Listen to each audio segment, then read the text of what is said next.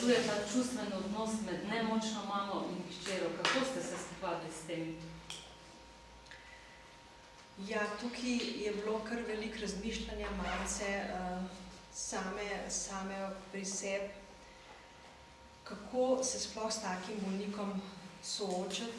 To je bilo potem ta odlomek, ki je že napisan, potem, ko je bila že postavljena diagnoza, ko je Cirila že imela diagnozo, se pravi, da gre za bolezensko stanje. Mogoče bi najprej povedala, da je najtežji trenutek v tej, prelomnica med najtežjim in potem kasnejšim doživljenjem, ki je bilo lažje, je ta, da je prišla diagnoza. Ko je vendarle naposled Manca dobila napotnico od zdravnice in peljala mamo k zdravniku in je prišlo do preiskave in je potem tudi ona in domači so zvedeli, da gre za Alzheimerjevo demenco, se je situacija na nek način za Manco dosti umirila. Vendarle je dojela, da njena mama ni hudobna mama, da ima še vedno rada, da ni odšla iz njene družine, da pač pa da gre za bolezensko stanje. To je mogoče tista prva stvar, ki je prinesla v tej celi zgodbi eno veliko olajšanje. Seveda, potem se je pa treba začeti z boleznijo ukvarjati. Ukvarjali smo se, mi doma in oče, zelo veliko s tem, kako tazga bolnika spremljati, kako mu pomagati. Tak bolnik reče, ne bom, noče uporabljati plenic, noče jesti, takrat, ko mu daš, se brani jemati zdravila. Skratka, pozablja osnovne stvari, ne zna več, mama ni več znala, kako se prižge pralni stroj.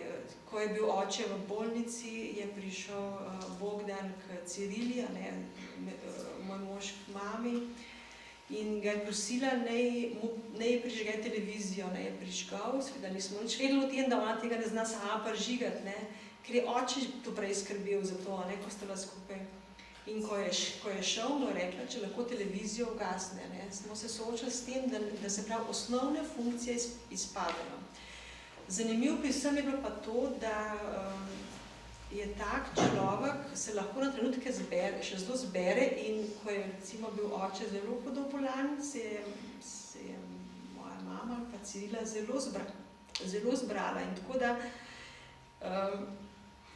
sami svojci si nismo bili pogosto na jasno, kako huda je ta bolezen v resnici. Moj oče je včasih rekel, da ne more si čisto jasno biti, a je to res bolezensko stanje, ali mogoče malo mama, njegova žena igra.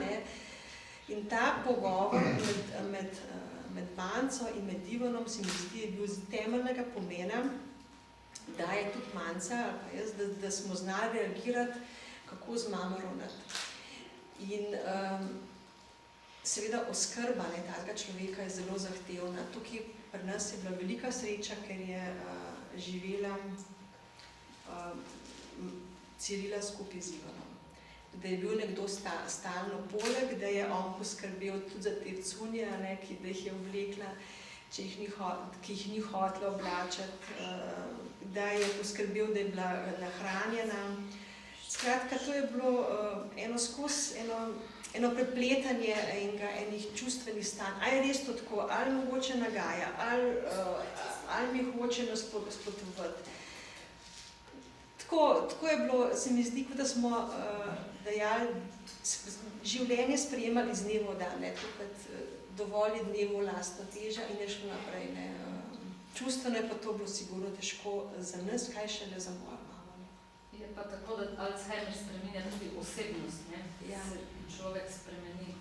Ja, vse to je tista, ker potem tudi tak človek ne samo, da pozablja te osnovne funkcije, ampak tudi sčasoma obmolkne, več ne pove, kaj se dogaja v njegovi notranjosti. Jaz sem se pogosto spraševala, kaj se dogaja v moji mami.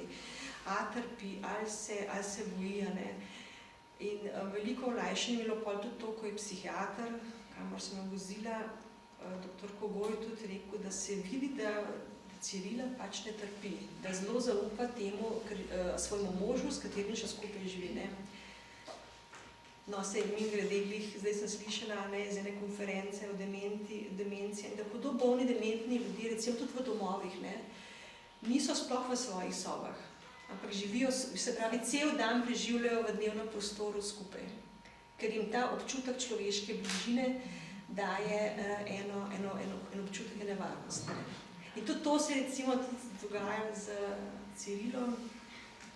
Dovolj je bilo, ko je prišla Manca na obisk, oziroma predvsem to je bilo nepomembno, da se je Manca usedla, da je prijela za roke in da je poslušala jo.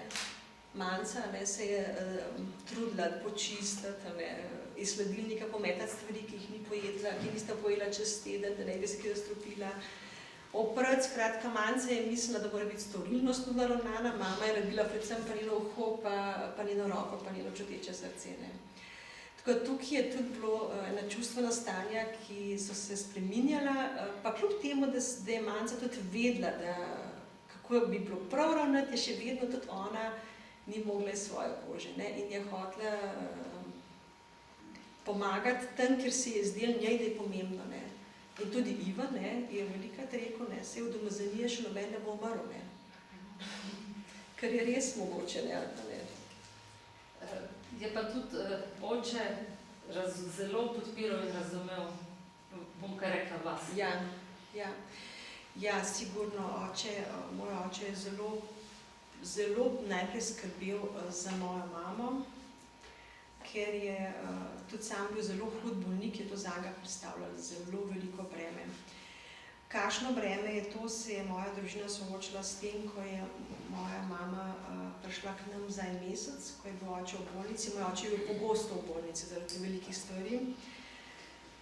In takrat smo se prvič soočili s tem, kako je skrbeti za tazga bolnika 24 ur na dan, 30 dni ali pa en mesec, če več je bilo.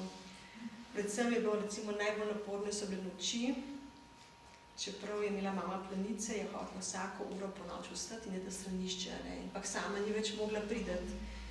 In smo se mi takrat tudi potem družinsko odločili, da se bomo menjavali in takrat so bile dekleti, mislim, da Maja na fakulteti, Tjaša v gimnaziji, smo pač vsak riskirali eno noč, da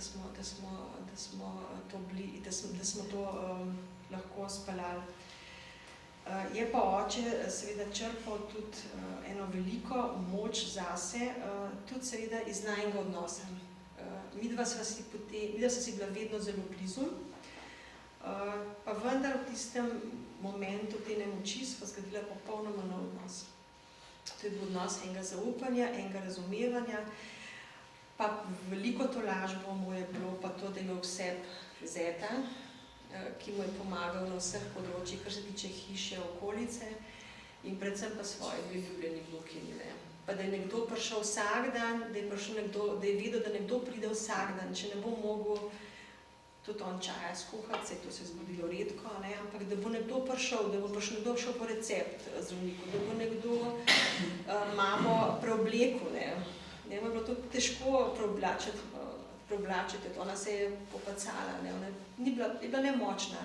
Skratka, en odnos, ki ga je imel od svojih najbližjih, je bil temelj odnosa z njegovo ženo, z mojo mamo.